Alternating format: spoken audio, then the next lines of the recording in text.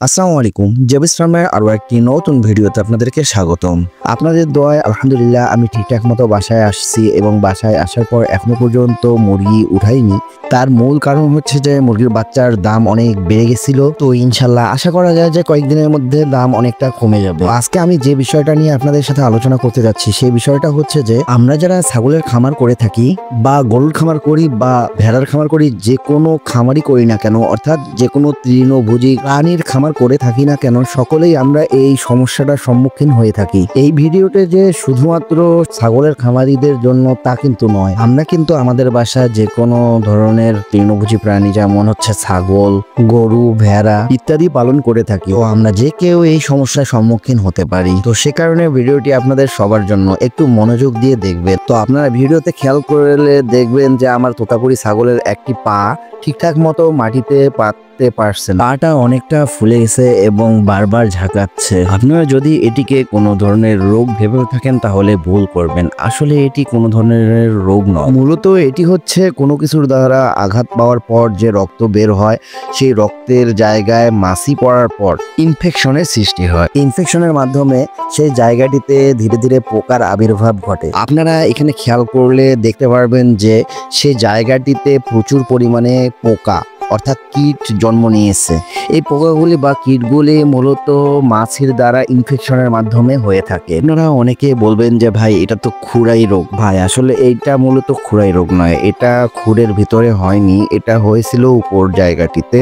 ইনফেকশনের মাধ্যমে এটা ধীরে ধীরে নিচে আসে। তবে আমি আজকে যে ট্রিটমেন্টটা দিচ্ছি এইটা আপনারা যে কোনো ধরনের গরুর খুরাই রোগেও দিতে পারবেন, অর্থাৎ এই ট্রিটমেন্টই আপনারা খুরাই রোগেও দিতে পারবেন। আপনারা এই সমস্যার সম্মুখীন হলে প্রথমত দেখবেন যে ছাগলের কানে হাত দিয়ে দেখবেন যে জ্বর আছে কিনা।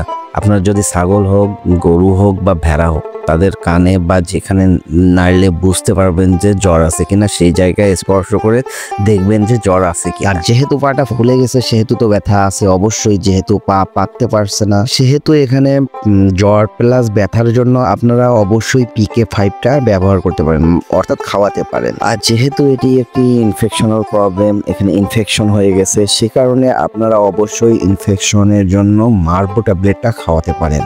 মার্বো ট্যাবলেটটি খুব ভালো উপকারী এই সব বিষয়ের জন্য।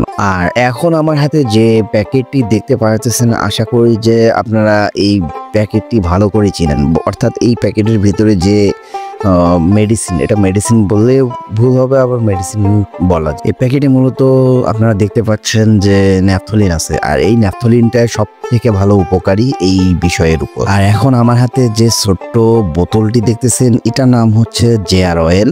এটি মূলত ক্ষত স্থান শুকানোর কাজে ব্যবহার করা হয়। এটি যে কোনো ধরনের কাটা, ছেঁড়া, পোড়া এইরকম যে কোনো ধরনের ঘা শুকানোর কাজে ব্যবহার করা হয়। এটি আপনারা দিনে 3 বার করে ছাগলের পায়ে লাগাই দিবেন, ইনশাল্লাহ তাড়াতাড়ি সুস্থ হয়ে উঠবে।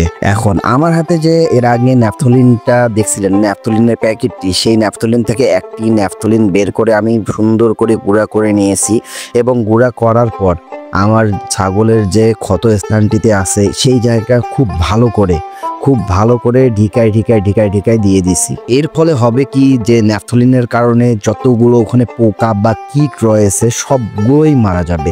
আর যত তাড়াতাড়ি মারা যাবে তত তাড়াতাড়ি সেই জায়গাটি সম্পূর্ণভাবে সুস্থ হয়ে উঠবে। আমি আবারও বলতেছি, আপনাদের ছাগলের বা গরুর যদি জ্বর থেকে থাকে তাহলে অবশ্যই PK5 অর্ধেক করে 2 বেলা করে খাওয়াই দিবেন। আর তার সাথে মার্বো ট্যাবলেটটি অর্ধেক করে 2 বেলা খাওয়াই দিবেন। তার পাশাপাশি যেভাবে দেখাই দিলাম ন্যাপথলিন গুঁড়া করে ভালোভাবে সেই জায়গাটিতে ঢুকাই দিবেন। আর ওই অয়েলটি, জেয়ার অয়েলটি 3 বেলা ঠিকঠাক মতো দিয়ে দিবেন। ইনশাল্লাহ আপনাদের গরু ছাগল তাড়াতাড়ি সুস্থ হয়ে উঠবে। এটা সবসময় মাথায় রাখবেন, এটা আহামরি কোনো রোগ নয়, এটা একটু যত্ন দিবেন, ইনশাল্লাহ তাড়াতাড়ি সুস্থ হয়ে উঠবে। তো আজকের ভিডিও এই পর্যন্ত। তো কিছুদিনের মধ্যে ইনশাল্লাহ আমি বাচ্চা উঠাবো, যেহেতু আল্লাহর রহমতে বাচ্চার দামটা কমতেছে। আপনারাও কিছুদিন অপেক্ষা করে, ইনশাল্লাহ দামটা অনেকটা কমে আসবে। তো ভালো থাকবেন, সুস্থ থাকবেন। ও দেখা হচ্ছে পরের ভিডিওতে। আল্লাহ হাফেজ।